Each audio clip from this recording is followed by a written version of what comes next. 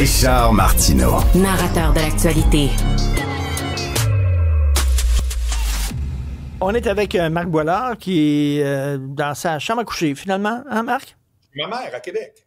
Ah, chez ta mère, à Québec? Absolument, absolument. Ben écoute, on la salue. C'est une fidèle de l'émission, paraît-il. Alors, Marc, si tu demandes aux gens, ça va-tu bien au Québec? Les gens vont dire, ça va mal, ça va mal. Le système de santé, ça va mal. L'économie, ça va mal. Tout va mal. Ah, il y a eu un texte dans Le Devoir, cette semaine, qui disait, objectivement, ça va pas pire. Écoute, le titre précis, c'est le Québec affiche l'un des meilleurs niveaux de bien-être. Là, on ne parle pas du bien-être social, là, on parle du bien-être en général. Parce que peut-être qu'on a un haut taux de bien-être social aussi, c'est une autre conversation.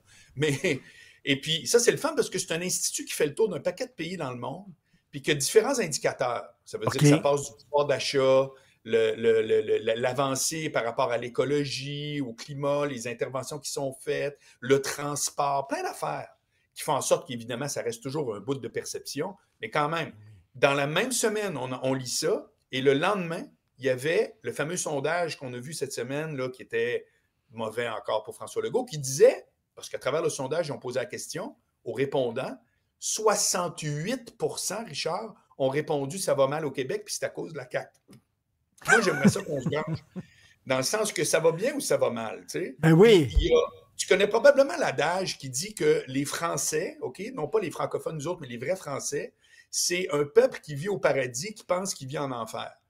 Et je pense qu'on a un beau morceau de ça, nous autres, ici. Puis c'est certain que si tu parles du quatrième pouvoir, que moi, j'ai toujours cru que c'était le premier pouvoir, c'est-à-dire les médias, moi, je pense que, honnêtement, depuis l'arrivée des médias sociaux puis du iPhone en 2007, les médias en général, incluant tout ce qui s'appelle TV, radio, journaux et médias sociaux, c'est le premier pouvoir. Parce que si t'es pas médiatisé, ton message, il s'en va où? Il s'en va nulle part. Fait que moi, je crois que depuis ce temps-là, on est littéralement en train de voir que la réalité, c'est celle qui est médiatisée. Or, évidemment, est-ce que c'est plus facile de dire « voici ça va mal » ou d'arriver avec une nouvelle? Tu me l'as très bien dit à un moment donné, tu me dis « Marc, on ne dira jamais « Hey, il y a un avion qui vient de décoller. » On va parler d'un avion qui s'est écrasé. Ça, ben oui. Je ne dis pas que c'est méchant ni mauvais. Mais quand même, lorsque tout à coup, tu t'arrêtes à dire... Puis moi, je veux poser la question à tous ceux qui trouvent « ça va mal, la journée longue. » Est-ce que lundi, vous étiez toute la journée dans le système hospitalier en train d'essayer de rentrer à l'urgence? Mardi, avez-vous passé 8 heures avec les cônes oranges? Mercredi, trouviez-vous que les déchets toute la journée ne sont pas passés? C'est pas vrai. C'est pas vrai, Richard. Comprends-tu? À un moment donné, je comprends. Puis après, je t'écoute. Je veux finir mon petit édito. C'est que je crois que les gens font une différence entre « ça va mal » et les problèmes. Oui, il y a des problèmes, Richard. Mais sais-tu quoi? Dans ta vie, il y en a, même si je ne la connais pas par cœur. Puis dans celle à Stéphanie, puis dans la mienne. Oh my God, j'espère que je vous apprends rien. C'est pas parce que j'ai des problèmes que ça veut dire que ça va mal, que 68% de ma vie va mal. Je l'achète pas, ça. Tu me comprends? Oui. Mais tu sais, c'est vrai que les médias, c'est la nature de la bête. On parle de ce qui va mal. On parle de l'avion qui crache, puis on parle pas des 260 000 avions qui ont décollé puis qui ont atterri correctement. Mais si ta perception du monde se limite à celle des médias, c'est certain que tu vas dire, mon Dieu, ça va mal. Ça va mal. Puis tu sais, ils ont essayé aux États-Unis à un moment donné, c'était la mode, le positive news.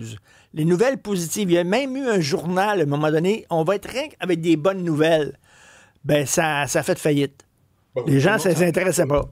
Tout le monde s'en cogne. Le monde s'en cogne. Oui, tout le monde s'en cogne. OK. Mais je veux dire, il reste que... Ça, je comprends très bien, puis j'ai aucun problème avec ça. Moi, le premier, j'étais en train de chialer. J'étais en train de chialer que le monde chiale trop. mais non, mais tu comprends? Je fais juste dire que la réalité... Prenons un exemple très précis, chiffré. On peut s'insurger contre la dette du Canada. C'est quoi la dette du Canada? C'est 1445 milliards. OK? La dette du Canada, c'est 1445 milliards. On peut se déchirer, on peut dire c'est épouvantable, c'est Trudeau, c'est whatever. Deux affaires. Un, c'est 13,3% du PIB. Et c'est le meilleur ratio de tout le G7. Les États-Unis ont autant de dettes qu'ils ont de PIB. Comprends-tu? Nous autres, c'est 13%. Ça fait que tu fais comme, oh mon Dieu, c'est peut-être pas si pire que ça. OK? Première affaire. Deuxièmement, cet argent-là, ben, elle a toujours bien servi à quelqu'un. Là, chez moi, Norvolt, avec 8 milliards, le budget, c'est des milliards, de dizaines de milliards. C'est que ça veut dire que vous avez servi, vous êtes allé à l'hôpital. C'est toutes vous autres qui nous écoutez. D'un côté, là, quand 2000 pièces par mois rentraient pendant la pandémie, vous étiez contents. Hey my God, le fédéral m'envoie 2000 balles par mois. C'est vraiment hot. Quand tout à coup, on dit que ça coûtait cher, qu'il faudrait rembourser, c'est épouvantable. Ça fait que c'est le même dans tout. On peut chialer sur tout. Au final, cet argent-là sert à quelque chose. Est-ce qu'elle est judicieusement gérée? Ben non. Je suis le premier à le dire. Donc, je suis pas en train de dire que de pointer les problèmes, ça sert à rien. Bien au contraire. Mais quand tout à coup, tu te regardes et tu dis de quoi a de l'air ma vie en général, puis que tu me racontes qu'il y en a des pauvres, il y en a des raides. Hey, on vient de parler avec une femme extraordinaire que sa vie, elle l'a dit elle-même, ça a fait 180 degrés, est toujours avec son kid qui est un multiparapluie. C'est formidable. Ça, c'est une vie difficile et en plus, elle a le sourire aux lèvres. Vous êtes qui, vous autres, pour chialer parce que vous trouvez qu'il y a trop de dettes? Vous êtes qui? Moi, je me cogne l'orteil là, sur la patte de lit en allant pisser la nuit, là, puis je chiale, tabarnouche. Là. Elle, je regarde cette dame-là en disant « Ma vie, c'est le paradis. Hein? » Comprends-tu? Je le répète, il y a des problèmes. Pointer les problèmes. Dire que c'est le média qui font un contre-pouvoir. Félicitations. J'embarque là-dedans. Bravo. Mais quand tout à coup, tu prends un peu de recul et tu dis, ça veut-tu dire que ma vie au complet, ça va mal, ça va tout mal? Arrêtez, vous êtes au Québec. Viens en reparler quand tu seras en Ouganda. Là. On en reparlera pour le fun de secondes. Est-ce que ça veut dire qu'à partir d'aujourd'hui, à partir de demain, ça va être des chroniques positives que tu vas avoir? Tu vas être de bonne humeur? Je trouve que, règle générale, je suis dans cette zone-là, je te fais remarquer. Ben oui. Et aujourd'hui, si ça me craint, c'est que je trouve. Puis moi, de revendiquer pour que les affaires aillent mieux, c'est tout à fait brillant. C'est même pas juste je suis d'accord, c'est brillant. Mais aujourd'hui, quand j'ai vu ces deux nouvelles-là, où il y en a une qui dit on a des indicateurs qui disent que le niveau de bien-être au Québec a vraiment de l'allure, puis que 68% disent c'est épouvantable, tout va mal. Non, je suis désolé de vous le dire. Il y a des choses qui vont mal, on en entend parler, on intervient. Est-ce que le gouvernement fait bien? Je pense pas. Je vais vous le dire honnêtement, je pense pas. Mais comme c'était un job facile, c'est une autre affaire, Richard. En terminant, chialer sur Montréal, c'est facile. C'est tough, gérer Montréal. As-tu entendu que ça chiale jamais sur Boucherville? Parce que Boucherville, tu collectes des taxes puis tu ramasses les vidanges. Puis tout le monde fait « Ma ville est formidable ». Ben oui, c'est pas pareil, Montréal. On a pas mal plus de problèmes qu'à Boucherville. Alex qui vit à Boucherville, il est là. Qu'est-ce que vous avez à dire contre Boucherville? Qui est en train de parler contre mon patelin, là? Non, je suis en train de dire que c'est facile de gérer Boucherville. Fait que le monde sont là. Ça se fait qu'à Montréal, il y a tellement de problèmes puis telle affaire. Tenez-en, c'est plus compliqué, Montréal. Alors, connaissez-vous une grande ville qui n'a pas de problème? Ça, c'est comme à Québec, le troisième lien, le tramway. Connaissez-vous une ville qui n'a pas de trafic? Une ville qui n'a pas de trafic, je vous ai... Allez, go! Boucherville.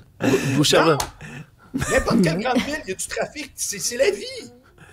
Mais finalement, il chiale. Mais si on veut que Marc arrête de chialer, on a juste à le faire siffler, il va être content. Ah ouais, là, on se quitte.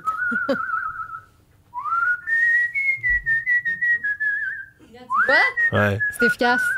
Écoute. Là, c'est ses voisins qui vont se plaindre. Sa mère, elle a l'impression d'avoir un serin dans la maison. Oui. Je l'entends, elle pleure de joie, Merci, Marc. À demain. Salut.